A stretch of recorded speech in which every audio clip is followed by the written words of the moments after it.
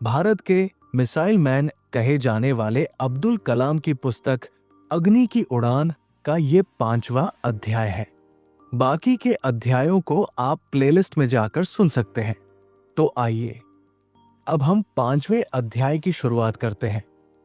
तुम्बा के अपने लगातार होने वाले दौरों के दौरान प्रोफेसर साराभाई पूरी टीम के साथ बैठकर कामकाज की खुली समीक्षा करते।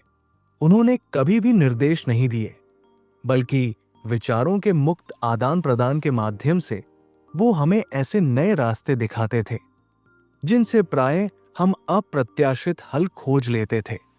शायद उन्हें यह पता होता था कि हालांकि एक विशेष लक्ष्य को लेकर वो सुनिश्चित हो सकते हैं और उसे पूरा करने के लिए पर्याप्त निर्देश भी दे सकते हैं, लेकिन हो सकता है कि उनकी टीम के सदस्य उस एक लक्ष्य को लेकर काम करने का विरोध कर दें, जिसका कि उनके लिए कोई अर्थ नहीं निकलता।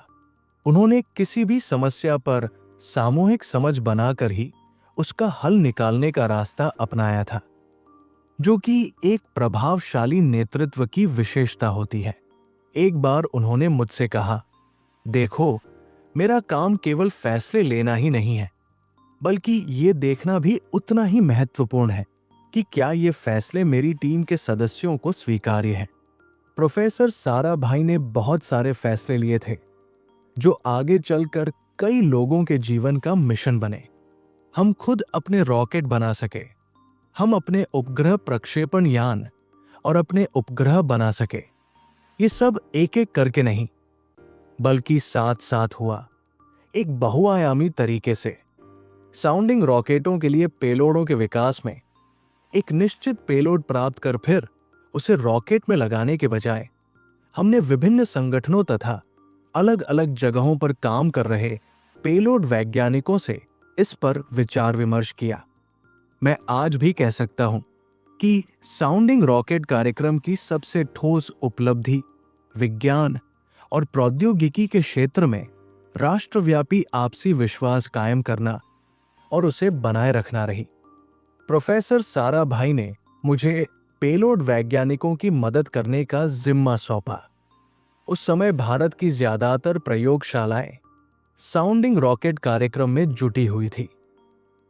हर एक का अपना मिशन था, अपने लक्ष्य थे और अपने पेलोड थे। इन पेलोडों को रॉकेटों में इस तरह लगाए जाने की जरूरत थी कि वे उड़ान की कठिन परिस्थितियों में भी सुचारू रूप से काम कर सकें। तारों के अध्ययन के लिए एक्सरे पेलोड्स लगाए गए थे।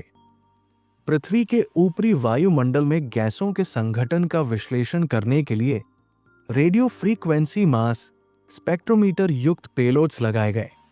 वायुमंडल की परिस्थितियां, उसकी दिशा एवं गति जानने के लिए सोडियम पेलोड्स का इस्तेमाल किया गया।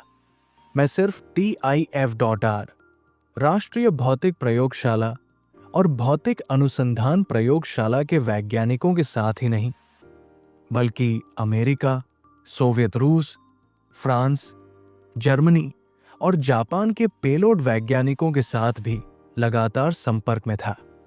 मैंने प्राय खलील जिब्रान को पढ़ा है और उनकी बातें मुझे बुद्धिमत्तापूर्ण लगी है। बिना स्नेह के बनाया गया भोजन उस अन्न के समान है जिसे व्यक्ति खा तो लेता है, लेकिन वो भोजन उसकी आधी भूख ही शांत कर पाता है। जो लोग किसी काम को दिल लगाकर नहीं करते बल्कि बेमन से करते हैं, उन्हें फिर आधी अधूरी सफलता ही मिलती है और इससे उनमें अप्रसन्नता घर करने लगती है। अगर आप एक लेखक हैं जो एक वकील या डॉक्टर बनना चाहता था, तो ऐसे में आपका लेखन पाठकों को कुछ देगा तो सही, लेकिन उनकी भूख शांत नहीं कर पाएगा। अगर आप ऐसे शिक्षक हैं जो शिक्षक कम और व्यवसायी ज्यादा है, तो आप छात्रों की आधी जरूरत ही पूरी कर पाएंगे।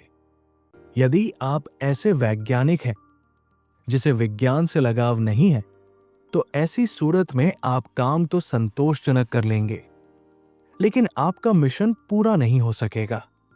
कड़ी मेहनत करते रहने के बाद भी अपेक्षित परिणाम नहीं मिलने पर व्यक्तिगत अप्रसन्नता या असफलता कोई नई बात नहीं है।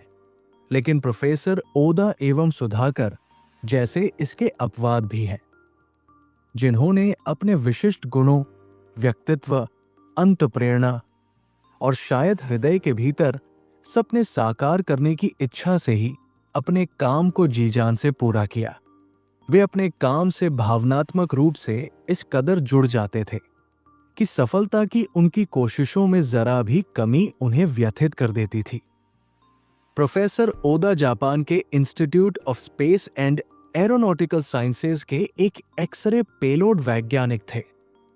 मैं उन्हें छोटी कदकाठी पर विशाल व्यक्तित्व वाले उस शख्स के रूप में याद करता हूं, जिसकी आंखों से बौद्धिकता झलकती थी। कार्य के प्रति उनका जो समर्पण था वो एक आदर्श प्रस्तुत करता है। ISAS से उनके द्वारा लाए गए एक्सरे पेलोडों और प्रोफेसर UR राव द्वारा बनाए गए पेलोडों को मेरी टीम रोहिणी रॉकेट के अग्रभाग में लगाती। 150 किलोमीटर की ऊंचाई पर रॉकेट के अग्रभाग को उच्च ताप के विस्फोट से अलग कर दिया जाता था। यह विस्फोट एक इलेक्ट्रॉनिक टाइमर से किया जाता था। इन एक्सरे पेलोडों से तारों से उत्सर्जित होने वाले विकिरण के बारे में आवश्यक जानकारियां हासिल करनी थी। प्रोफेसर ओदा एवं प्रोफेसर राव में प्रतिभा और समर्पण का एक दूसरे से अद्वितीय मेल था। ऐसा प्राय मुश्किल से ही देखने को मिलता है। एक दिन जब मैं अपने टाइमर डिवाइस के साथ रॉकेट में प्रोफेसर ओदा के पेलोड को लगा रहा था, तभी प्रोफेसर ओदा ने मुझसे जापान से लाए गए टाइमर लगाने पर जोर दिया। मुझे वे टाइमर हल्के किस्म के लगे, लेकिन प्रोफेसर ओदा इस बात पर दृढ़ थे कि भारत में तैयार किए गए टाइमरों की जगह जापान में बने टाइमर ही लगाए जाएं। मैंने उनका सुझाव मान लिया और टाइमरों को बदल दिया। इसके बाद रॉकेट छोड़ा गया और अपेक्षित ऊंचाई पर पहुंच गया, लेकिन दूरमापीय संकेतों से पता चला कि टाइमर में गड़बड़ी आ जाने की वजह से मिशन सफल नहीं हो सका।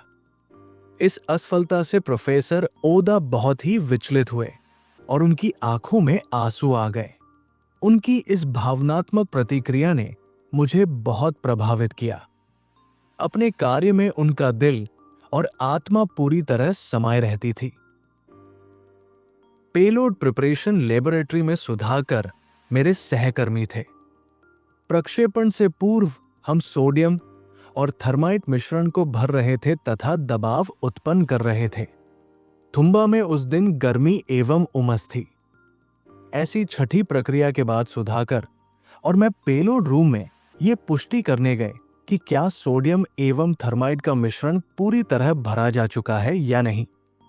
तभी अचानक सुधाकर के माथे से पसीने की एक बूंद सोडियम पर गिर गई और इससे पहले कि हम कुछ समझ पाते, एक भयंकर विस्फोट हो गया। विस्फोट इतना जबरदस्त था कि कमरा तक हिल गया। कुछ क्षणों तक तो मैं भी ये नहीं समझ पाया कि क्या किया जाए। आग फैलती जा रही थी और इस सोडियम की आग को पानी से बुझाया नहीं जा सकता था। इस संकटपूर्ण परिस्थिति में भी सुधाकर ने धैर्य नहीं खोया और सूझबूझ से काम लिया। उसने अपने हाथों से कांच की खिड़की तोड़ दी और खुद बाहर कूदने से पहले मुझे वहां से सुरक्षित बाहर निकाल दिया। उसके जख्मी हाथों को छूते हुए मैंने कृतज्ञता व्यक्त की। दर्द के बावजूद वो मुस्कुरा रहा था। इसके बाद उसे कई हफ्तों तक अस्पताल में रहना पड़ा, जहां उसके जले घावों का इलाज हो रहा था। TRLS में मैं रॉकेट तैयार करने संबंधी गतिविधियों में लगा हुआ था। इनमें पेलोड जोड़ने, परीक्षण और उनकी जांच, उपप्रणालियां तैयार करने तथा रॉकेट के अगले हिस्से से संबंधित कार्य भी शामिल थे। इस प्रकार अग्रभाग से जुड़े काम करते करते मैं मिश्रित धातुओं के क्षेत्र में भी काम करने लगा था। ये जानना दिलचस्प होगा कि देश के विभिन्न भागों में हुई पुरातात्विक खुदाई में जो धनुष मिले, उनसे ये रहस्योद्घाटन होता है कि भारत के लोग लकड़ी, सींग आदि से बनाए गए सम्मिश्रित धनुषों का इस्तेमाल करते थे। मध्यकालीन यूरोप में जब इनका प्रचलन था, उससे भी कम से कम 500 साल पहले भारत में ये प्रयोग किए जाते थे। सींग से बने धनुष तो 11वीं सदी में ही प्रयोग में लाए जा चुके थे। इस सम्मिश्रण की बहुविज्ञता इस अर्थ में है कि इसके संरचनात्मक, तापीय, विद्युतीय, रासायनिक और यांत्रिक गुणों ने मुझे काफी आकर्षित किया। मनुष्य द्वारा बनाए गए इन पदार्थों के बारे में मेरी उत्सुकता इतनी बढ़ जाती थी कि मैं एक रात में ही सब कुछ जान लेना चाहता था। मैं इन विषयों से संबंधित हर चीज जो भी नजर आती है आज भी पढ़ता रहता हूं। विशेष रूप से मैं कांच एवं कार्बन फाइबर रेनफोर्स्ड प्लास्टिक के यौगिकों में ज्यादा रुचि लेता था। F.RP सम्मिश्रण अकार्बनिक तंतुओं का एक ऐसा बुना हुआ जाल होता है जिसमें तंतु आपस में एक दूसरे से मजबूती से गुंथे हुए होते हैं, जिन्हें रासायनिक पदार्थों का मिश्रण अपनी मात्रानुसार आयतन एवं आकार प्रदान करता है। फरवरी 1969 में तत्कालीन प्रधानमंत्री इंदिरा गांधी TRLS को अंतर्राष्ट्रीय अंतरिक्ष विज्ञान समुदाय को समर्पित करने के लिए थुम्बा आई। इस अवसर पर उन्होंने हमारी प्रयोगशाला में देश की पहली फिलामेंट वाइंडिंग मशीन चालू की। इससे मेरी टीम को बहुत ही संतोष हुआ। मेरी टीम में जो साथी थे उनमें CR, सत्या, PN, सुब्रमण्य और MN, सत्यनारायण शामिल थे। हमने गैर चुंबकीय पेलोड ढांचे के लिए उच्च शक्ति की कांच की परत वाले आवरण तैयार किए थे और उन्हें 2 चरणों में साउंडिंग रॉकेटों के साथ उड़ाया था। धीरे धीरे लेकिन निश्चित रूप से थुम्बा में 2 भारतीय रॉकेट तैयार किए गए थे। इन्हें हमारे पौराणिक पात्रों रोहिणी और मेनका के आधार पर नाम दिया गया। भारतीय पेलोडों को फ्रांस के रॉकेटों से छोड़े जाने की अब और आवश्यकता नहीं रह गई थी। लेकिन क्या ऐसा उस विश्वास के माहौल और प्रतिबद्धता के बिना संभव हो सकता था जो प्रोफेसर साराभाई ने भारतीय अंतरिक्ष अनुसंधान समिति के लोगों के भीतर पैदा की थी? उन्होंने हर व्यक्ति के ज्ञान और कुशलता का उपयोग किया था। समस्याओं के हल ढूंढने में भी उन्होंने हर व्यक्ति की प्रत्यक्ष एवं सीधी भागीदारी सुनिश्चित की थी। इस प्रकार टीम के हर सदस्य की हिस्सेदारी से ही कोई भी समस्या बहुत ही मान्य एवं उचित ढंग से हल हो जाती थी और आने वाले परिणाम में पूरी टीम का विश्वास कायम होता था। प्रोफेसर साराभाई ने वास्तव में कभी भी अपने असंतोष को छिपाने की कोशिश नहीं की। वो हमसे बहुत ही सच्चाई से तथा उद्देश्यपूर्ण ढंग से बातें किया करते थे। कई बार मैंने पाया कि वो चीजों को उनकी वास्तविकता की तुलना में कहीं ज्यादा सकारात्मक रूप में देखते थे। जब हम लोग ड्राइंग बोर्ड पर काम कर रहे होते तो तकनीकी समझौते के लिए वो विकसित देश के किसी विशेषज्ञ को ले आते। हमारी क्षमताओं को बढ़ाने के लिए हम में से प्रत्येक के समक्ष चुनौती पैदा करने का उनका ये विलक्षण तरीका था। इसी के साथ ही अगर हम निश्चित लक्ष्यों को हासिल कर पाने में असफल रहते तब भी वो हमारी प्रशंसा करते, चाहे हमने जैसा भी काम किया हो। जब कभी वो ये पाते कि हम में से कोई ऐसा काम करने की कोशिश कर रहा है जो उसकी क्षमता से बाहर है या जिसे वो पूरी कुशलता से नहीं कर सकता, तो ऐसे में प्रोफेसर साराभाई काम को इस तरह से बांटते कि ज्यादा दबाव भी ना हो और वो बढ़िया तरीके से पूरा हो जाए। 20 नवंबर 1967 को जब TRLS से पहला रोहिणी 75 रॉकेट छोड़ा गया था, तब हम में से हर एक उनके स्वयं के सांचे में ढल चुका था। अगले साल की शुरुआत में प्रोफेसर साराभाई ने मुझे तत्काल मिलने के लिए दिल्ली बुलाया। मैं प्रोफेसर साराभाई के काम करने के तरीकों से भली भांति परिचित था। वो उत्साह एवं आशाओं से हमेशा सराबोर रहते थे। ऐसी स्थिति में अचानक प्रेरणा उत्पन्न होना स्वाभाविक ही है। दिल्ली पहुंचते ही मैंने प्रोफेसर साराभाई के सचिव से मुलाकात के लिए समय मांगा।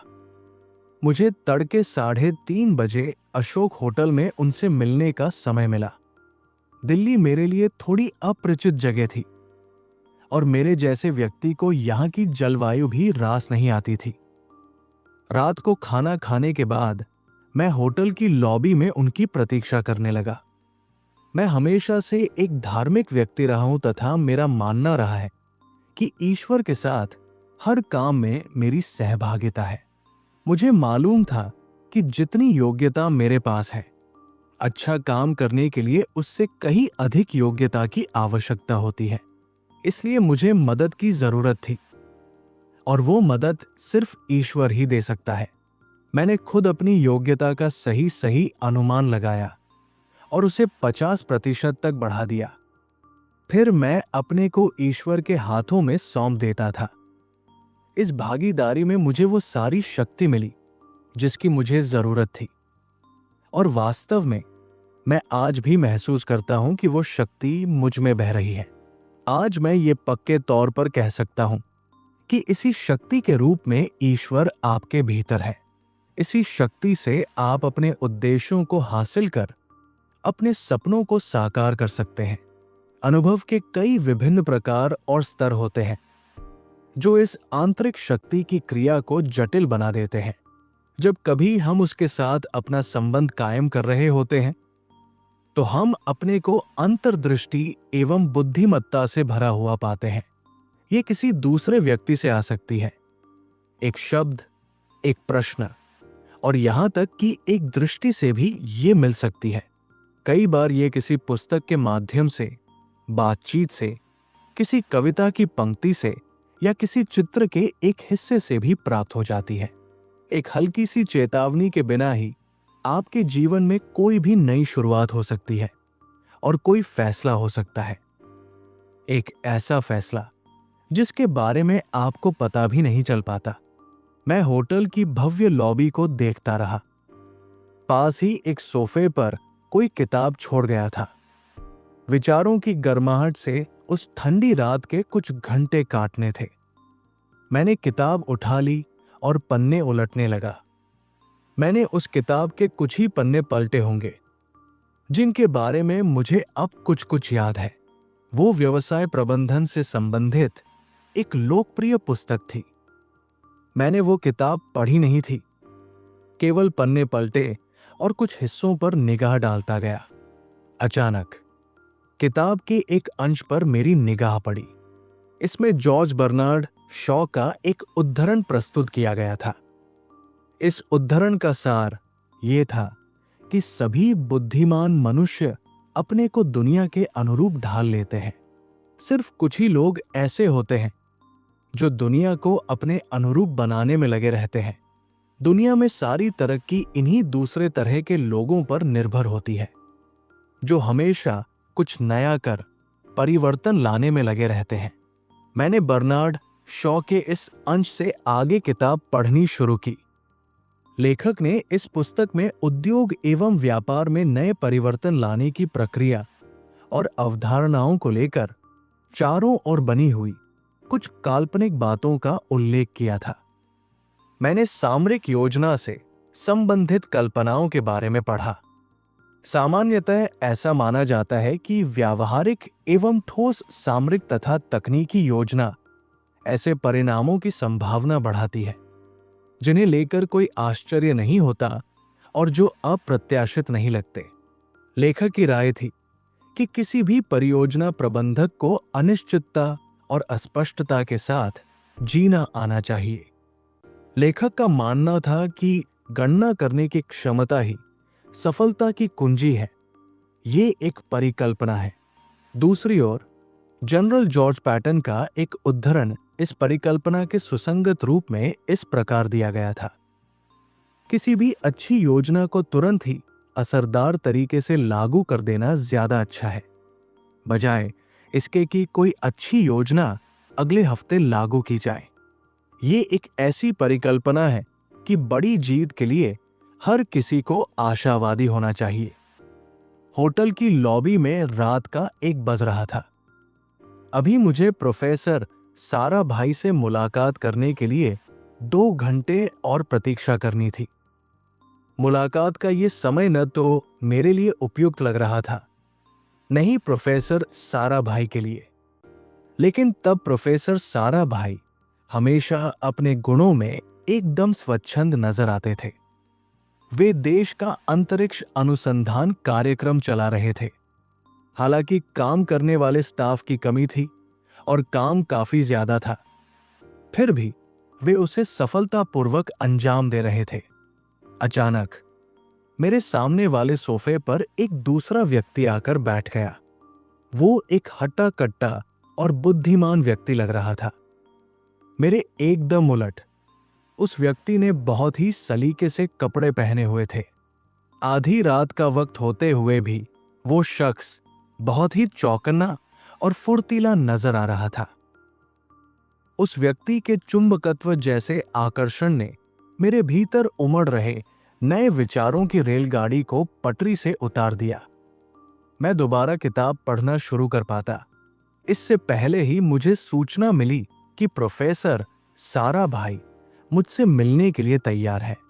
मैंने उस किताब को पास में पड़े उसी सोफे पर रख दिया जहां से उसे उठाया था। मुझे आश्चर्य हुआ कि जो व्यक्ति मेरे सामने सोफे पर बैठा था उसे भी अंदर आने के लिए कहा गया था। यह कौन? मेरे सवाल का जवाब जल्दी ही मिल गया। हम बैठ पाते उससे पहले ही प्रोफेसर सारा भाई ने हमारा एक दूसरे से परिचय कराया। वो शख्स वायुसेना मुख्यालय से आए ग्रुप कैप्टन वी.एस. नारायणन थे। प्रोफेसर सारा भाई ने हम दोनों के लिए कॉफी मंगाई और सैनिक विमान के लिए रॉकेट असिस्टेड टेक सिस्टम राटो विकसित करने की अपनी योजना के बारे में बताया। ये राटो प्रणाली हिमालय क्षेत्र में छोटे रनवे से विमानों को उड़ान भरने में सहायता के लिए थी। जो कुछ किया जाना था उसे लेकर संक्षिप्त सी बात हुई और हमें कॉफी दी गई। जैसे ही हमने कॉफी खत्म की, प्रोफेसर सारा भाई खड़े हुए और हमसे दिल्ली के बाहरी इलाके में स्थित तिलपत रेंज चलने को कहा। जब हम होटल की लॉबी से गुजर रहे थे, तभी मेरी नजर उस सोफे पर पड़ी जहां मैंने वो किताब छोड़ी थी। लेकिन अब वो किताब वहां नहीं थी। तिलपत रेंज का रास्ता करीब घंटे भर का था। प्रोफेसर सारा भाई ने हमें रूसी राटो मोटर दिखाई। उन्होंने हमसे पूछा, अगर मैं आपको रूस से इस प्रणाली की मोटरें ला दूं, तो क्या आप 18 महीने में इसे अपने यहां तैयार कर सकते हैं? मैंने और ग्रुप कैप्टन वी.एस. नारायण ने साथ साथ ही कहा, हां, कर सकते हैं। मुस्कुराहट के साथ ही प्रोफेसर सारा भाई का चेहरा चमक रहा था। हमें वापस होटल अशोक छोड़ने के बाद प्रोफेसर सारा भाई प्रधानमंत्री इंदिरा गांधी के घर गए। वहां प्रधानमंत्री के साथ नाश्ते पर उनकी बैठक होनी थी। शाम तक इस परियोजना की सार्वजनिक रूप से घोषणा कर दी गई कि भारत सैनिक विमानों के उड़ान भरने की एक नई स्वदेशी तकनीक विकसित करने जा रहा है। मेरी खुशी की सीमा नहीं थी और मैं उत्साह से सराबोर था। तभी मुझे 19वीं सदी के एक कवि की ये पंक्तियां याद आई। हर दिन जियो जिया ले, जैसा जीवन अपना पाओ। जब मूसल हो मारो, जब ओखल हो चोटें खाओ। सैनिक विमानों को उड़ान भरने के लिए अतिरिक्त बल देने के उद्देश्य से उन पर राटो मोटरें लगाई जाती हैं, जिससे विमान विपरीत एवं कठिन परिस्थितियों में भी उड़ान भर पाने में सक्षम हो सके। ये परिस्थितियां इस प्रकार की हो सकती हैं: बमबारी से हवाई पट्टी का क्षतिग्रस्त हो जाना, बहुत अधिक ऊंचाई पर स्थित वायुसेना क्षेत्र, निर्धारित क्षमता से अधिक भार उठाना, या अत्यधिक तापमान की स्थिति। भारतीय वायुसेना को अपने एस-22 और HF-24 विमानों के लिए बड़ी संख्या में राटो मोटरों की सख्त आवश्यकता थी। तिलपत रेंज में हमें जो रूसी राटो मोटर दिखाई गई थी वो 3000 किलोग्राम भार की वस्तु को 24,500 किलोग्राम प्रति सेकंड के वेग से उठा सकती थी। 220 किलोग्राम वजन वाली ये राटो मोटर दोहरे प्रणोदन आधार वाली थी। स्वदेशी राटो मोटर के विकास का कार्य space science and technology centre में किया जा रहा था और इस काम में defence research and development organisation HAL, DTD, NP, air तथा वायुसेना मुख्यालय को हमारी सहायता करनी थी। उपलब्ध विकल्पों के विस्तृत विश्लेषण के बाद मैंने फाइबर ग्लास मोटर का विकल्प चुना। हमने इस मोटर में ईंधन के रूप में कंपोजिट प्रोपेलेंट के इस्तेमाल का निर्णय लिया ताकि इसे पूर्ण रूप से और लंबे समय तक उपयोग में लाया जा सके। मैंने इसमें अतिरिक्त सुरक्षा के लिए पटल भी लगाने का फैसला किया ताकि यदि किसी कारणवश दबाव कक्ष में दबाव अत्यधिक हो जाए तो भी वो फटे नहीं और मोटर में कोई गड़बड़ी ना आए। राटो पर काम करते हुए दो महत्वपूर्ण बातें और हुई। एक तो ये कि देश के अंतरिक्ष अनुसंधान के 1 दशक के कामकाज पर प्रोफेसर साराभाई द्वारा तैयार की गई एक रूपरेखा जारी की गई। ये किसी शीर्ष व्यक्ति द्वारा अपनी टीम के लिए बनाई गई कोई कार्य योजना नहीं थी, बल्कि इसे जारी करने का उद्देश्य खुली बहस कराना था ताकि बाद में इसे एक कार्यक्रम के रूप में बदला जा सके। असल में मैंने पाया कि ये ऐसे व्यक्ति का एक रोमानी घोषणा पत्र था जो पूरी तरह अपने देश के अंतरिक्ष अनुसंधान कार्यक्रम में डूबा हुआ था। योजना मुख्यतः उन्हीं विचारों के इर्द गिर्द केंद्रित थी जो शुरू में भारतीय अंतरिक्ष अनुसंधान समिति के समक्ष आए थे। इनमें टेलीविजन और शिक्षा के विकास, मौसम विज्ञान संबंधी प्रयोग तथा प्राकृतिक संसाधनों के विकास के लिए दूरसंवेदी उपग्रहों के इस्तेमाल की योजना भी शामिल थी। इसके अलावा उपग्रह प्रक्षेपण यानों के विकास और उनके प्रक्षेपण की योजनाएं भी इस प्रारंभिक योजना में थी। शुरुआती वर्षों में जो सक्रिय अंतर्राष्ट्रीय सहयोग मिला था उसे इस योजना में विशेष महत्व दिया गया था।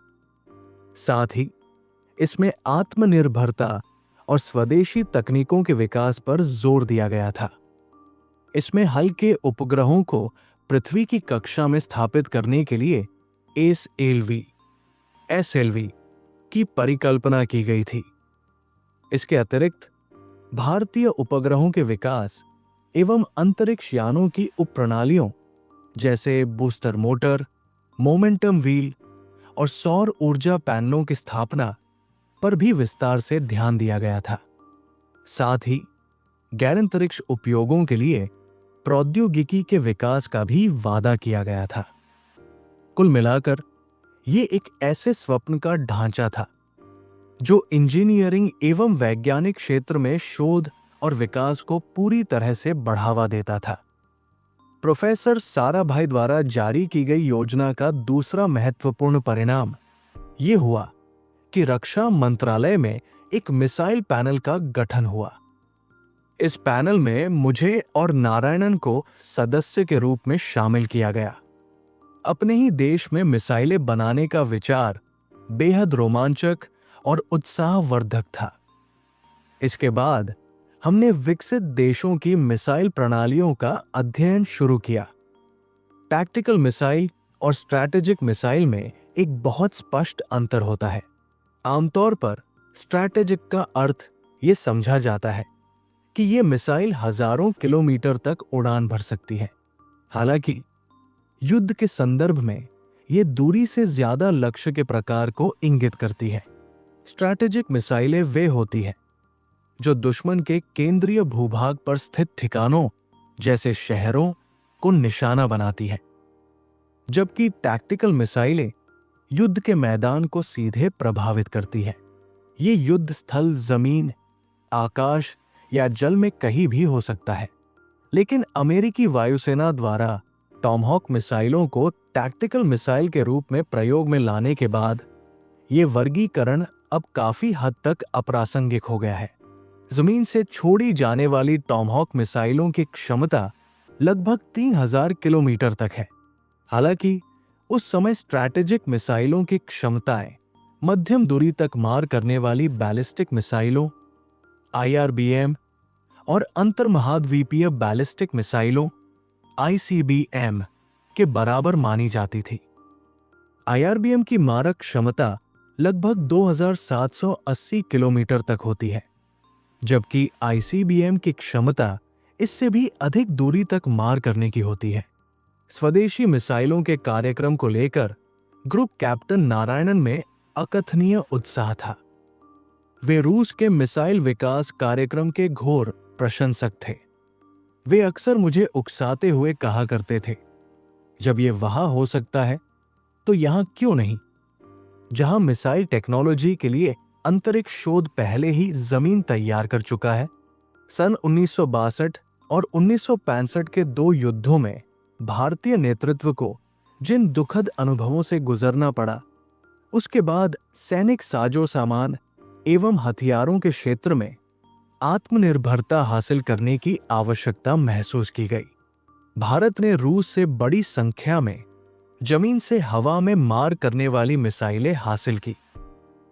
तब ग्रुप कैप्टन नारायणन ने इस तरह की मिसाइलें देश में ही विकसित करने की जोरदार वकालत की। राटो मोटरों एवं मिसाइल पैनल में साथ साथ काम करते हुए नारायणन और मैंने जरूरत के अनुसार एक दूसरे के लिए शिष्य एवं गुरु की भूमिका निभाई। रॉकेट विज्ञान के बारे में सीखने के लिए वे अत्यंत उत्सुक रहते थे और मैं हवाई हथियार प्रणालियों को जानने का इच्छुक रहता था। नारायणन के भीतर जो दृढ़ आत्मविश्वास था और प्रयोग की जो प्रबल शक्ति थी, वो अत्यंत प्रेरणादायक थी। प्रोफेसर साराभाई के साथ तिलपत रेंज के दौरे के समय से ही नारायणन हमेशा अपनी राटो मोटर में व्यस्त रहते थे। वे कहने से पहले ही उन सभी चीजों का बंदोबस्त कर लेते थे जिनकी जरूरत पड़ सकती थी। उन्होंने अपने काम को आगे बढ़ाने और किसी भी कीमत पर उसे पूरा करने की वचनबद्धता के साथ 75 लाख रुपए हासिल किए थे। उनका कहना था, तुम चीज का नाम बताओ, मैं तुम्हें लाकर दूंगा, लेकिन समय के लिए मत पूछो। उस वक्त मुझे उनकी बेचैनी पर हंसी आती थी। मैं उनके लिए T.S. एलियट की होलोमेन कविता की ये पंक्तियां पढ़ता था, परिकल्पना और सृजन के बीच, भावना और कर्म के बीच पड़ती है परछाई, जिससे बनता जीवन, जीवन की भंगुरता। उस समय रक्षा अनुसंधान एवं विकास का काम पूरी तरह आयातित उपकरणों पर आधारित था। स्वदेशी के तौर पर कुछ भी उपलब्ध नहीं था। हमने दोनों ने जरूरी उपकरणों एवं कलपुर्जों की एक लंबी सूची बनाई और आयात योजना तैयार की। लेकिन मुझे ये बहुत ही बुरा लगा। क्या इसका कोई इलाज या विकल्प नहीं है? क्या पेचकस तकनीक के सहारे ही जिंदा रहना इस देश की नियति है? क्या भारत जैसा गरीब राष्ट्र इस तरह के विकास पर होने वाले खर्च को बर्दाश्त कर पाएगा? जब से मैंने राटो परियोजना को हाथ में लिया था, तब से दफ्तर में देर तक काम करना एक नियम सा बन गया था। एक दिन मैंने देखा कि हमारे एक नौजवान साथी जयाचंद्र बाबू घर जा रहे हैं। वे कुछ महीने पहले ही इस परियोजना में शामिल हुए थे। उनके बारे में एकमात्र बात जो मैं जानता था वो ये थी कि वे बहुत ही सकारात्मक दृष्टिकोण रखते थे और स्पष्ट बोलने वाले व्यक्ति थे। मैंने उन्हें दफ्तर में बुलाया और पूछा, क्या तुम्हारे पास जरूरी विदेशी कलपुर्जों की खरीद के बारे में कोई सुझाव है?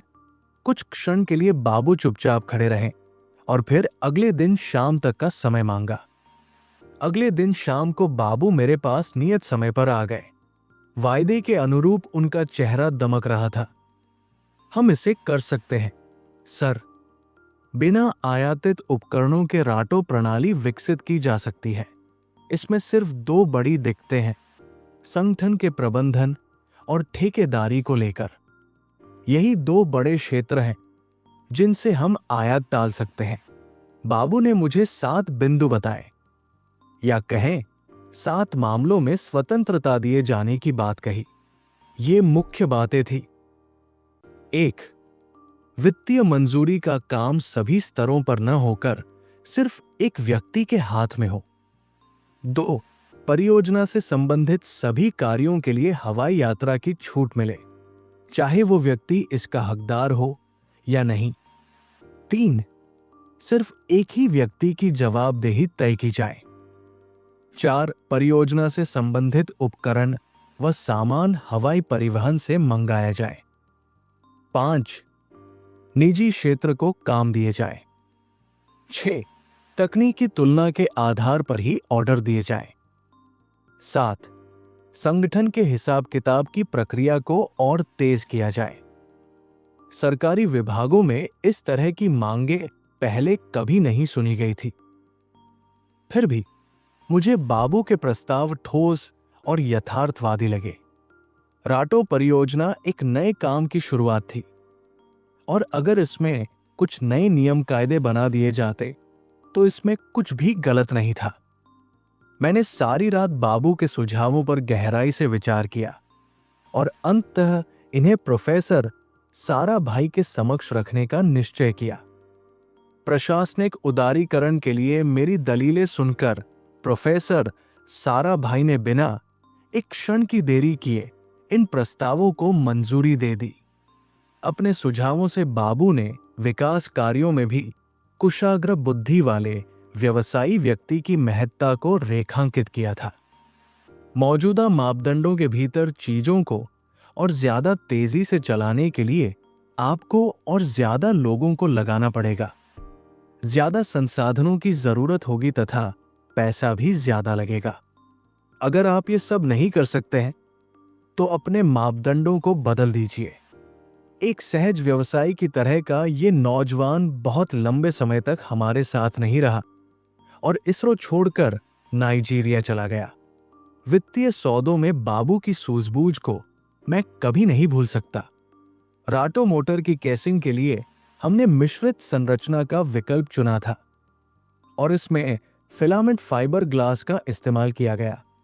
इसके अलावा हमने तय समय में उच्च ऊर्जा वाले कॉम्पोजिट प्रोपेलेंट, घटना आधारित प्रज्वलन प्रणाली तथा जेट प्रणाली का भी विकास कर लिया था। हमने राटो का पहला परीक्षण परियोजना शुरू होने के 12वें महीने में कर लिया था। इसके बाद अगले 4 महीनों में इसके 64 परीक्षण किए गए, जबकि इस परियोजना में कुल जमा 20 इंजीनियर ही काम कर रहे थे। और इसी के साथ हमारा रोमांचक 5वां चैप्टर खत्म होता है। 6वें चैप्टर का लिंक डिस्क्रिप्शन में दिया गया है। बस एक क्लिक की दूरी पर जाएं, देखें और ज्ञान की इस यात्रा को आगे बढ़ाएं। अब आपकी बारी। ये वीडियो कैसा लगा? अपने विचार कमेंट बॉक्स में जरूर साझा करें। अगर कहानी ने आपका दिल छू लिया हो तो लाइक ठोकना ना भूलें। धन्यवाद। मिलते हैं अगले अध्याय में एक नई रोमांचक कहानी के साथ।